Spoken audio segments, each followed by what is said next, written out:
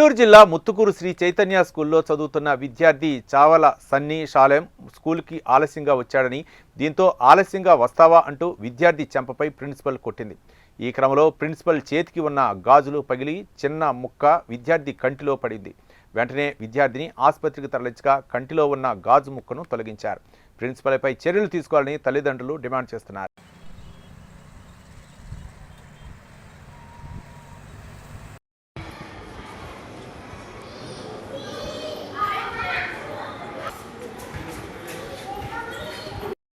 ఇನ್ನು ఉత్తర కానివ్వండి ఎక్కడ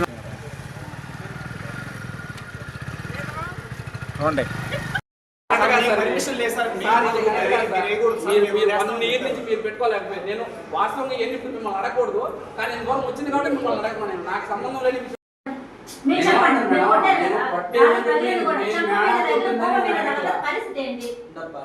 నేను మేడం పుట్టిందని నేను ఈ రోజు ఇంత దూరం తీసుకోలేదు మేడం. నేనేమంటే మీరు మీ పాయింట్ అవుట్ లోనే మామూలుగా పిల్లలు తప్పు చేస్తే ఎక్కడ కొట్టాలా, వీక్ మీద కొట్టాలా, కాలు మీద కొట్టాలా, చేతి మీద కొట్టాలా, మీకేం అక్కడ కొట్టుంటారు మీరు. నేను రైతు రాను మేడం. ఒకవేళ మా వాడిని ఇక్కడ కొట్టున్నాను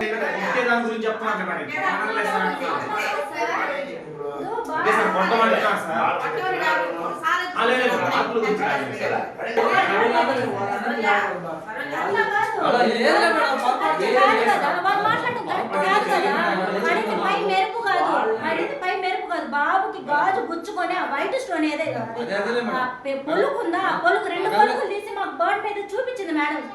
బైనాస్కోప్ లో పెట్టి మాకు చూపించింది మేడం. మీరు అట్లా మాట్లాడతారు, గాజు పగలేదు పై గుచ్చుకుందని.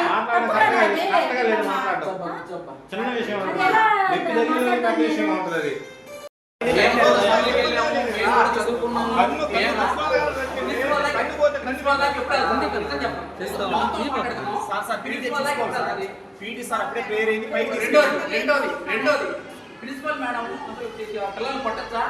మీరు కొడుతుంటే ప్రిన్సిపల్ మేడం మందలించాలా? వాస్తవం మాట్లాడుతున్నాం.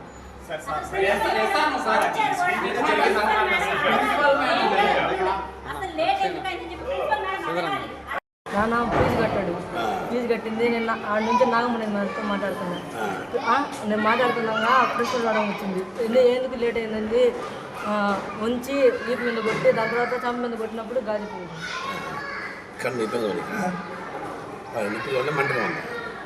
మంటగా ఉంది. అది అంటే గాజు ఉంటుంది చూడు, అంటే పులుపు అది వాస్తవంగా అయితే నేను ఇక్కడికి రాకూడదు అనుకున్నా. నేను అక్కడికి వెళ్ళిన తర్వాత ఆమె 2 పొలుగులు తీసింది. మీరు నేను అబద్ధం లేదు, తీయించా. నేను అబద్ధం చెప్పాలంటే మీరే అడగాలని చెప్పి బాబు వచ్చాడంట, మీరు అడగండి. నెక్స్ట్ ఇయర్ రాయించుకుంటాను మేడం, లేకపోతే గట్టి రాయించుకుంటాను మేడం, నాకేం ఇబ్బందిలే. చదువుకున్న వాళ్ళు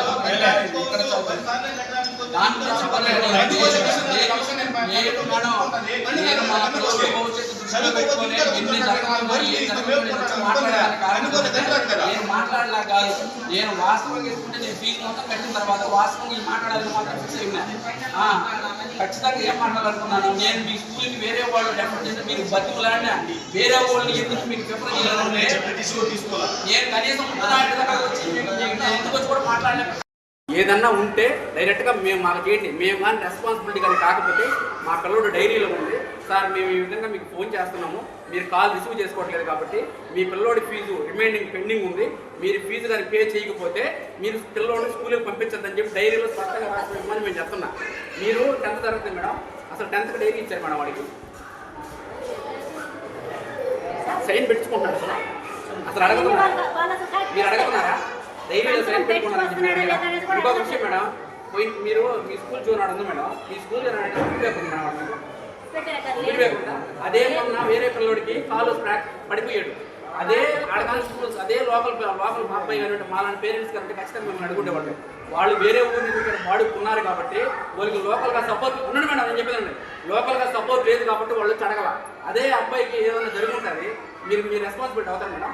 మీరు మీ స్కూల్ పరిధిలో మీరు స్పీడ్ బ్రేకర్ వేయాలా లేదా? ఎందుకు వేయలేదు? ఎక్కడ అసలు ఏం మేడం పెట్టేది? మేడం స్కూల్ పరిధిలో పెట్టే పని లేదు మేడం, మీరు డైరెక్ట్గా ఇవ్వచ్చు. స్కూల్ పరిధిలో మీరు పోయి మీరు ఎక్కడ రికమెండేషన్ చేయబడలే మిమ్మల్ని ఎవరు ఇక్కడ అక్కడ పంచాయతీ ఆఫీస్ అంటారు మీరు మేడం అదే మేడం మళ్ళీ మీరు అట్లా అంటారు డైరెక్ట్ గా మీరు ఇయ్యచ్చు నేను మిమ్మల్ని ఏది లేదు 10th అయిపోయింది ఈ ఒక్క సంవత్సరం ఎట్టకట్ట ఓపిక పట్టుకొని పిల్లల్ని తీసుకెళ్ళిపోతామని నేను గమనున్నా నేనున్నా వాస్తవంగా లేదు లేదంటే నేను ఎప్పుడో మార్చేసిన వాడిని మీరు ఏది ఈ స్కూల్లో ఏది కరెక్ట్ కాలేదు నేను అడిగిన దానికి మీరు ఏదైనా చెప్పండి లేదనులుగా స్పీడ్ బ్రేకర్ గురించి అయితే చెప్పాను సార్ చెప్తే సార్ మీరు వేసుకునే 1 year నుంచి ఒకటే అడుగుతున్నా మేము చెప్పాము అసలు స్కూల్లో మంచిగా జాయిన్ చేయమనంటే మేడం మీరు ఫీజుల గురించి అయితే మీరేమి ఇబ్బంది పడబడలేదు ఫీజులు ఉంటే నా దగ్గర మాట్లాడండి నేను కావాలంటే మేము నీకు టైం ఇస్తామని చెప్పి అన్నారు మొన్న వచ్చి ఈయన చెప్పారు మేడం మొత్తం వచ్చే నెలలో క్లియర్ చేసేస్తామంటే సార్ ఫస్ట్ అసలు మీరు అమౌంటే కట్టలేదు మా స్కూల్లో అసలు ఒప్పుకోరు మాకు ఖచ్చితంగా ఒక 5,000 ముందు అమౌంట్ పే చేయండి నెక్స్ట్ మంత్ క్లియర్ చేయండి అని చెప్పి అన్నారు కదా ఈరోజు ఉదయాన్నే మా నారాయణ దగ్గర నుంచి ఆ మేడం ఫోన్ చేశారు ఎన్ని గంటలకి 7:45 ఏమో ఫోన్ చేశారు రోజ్మేరీ మేడం డబ్బులు చూపిస్తాను మీకు కావాలంటే కాల్ తీసుకొని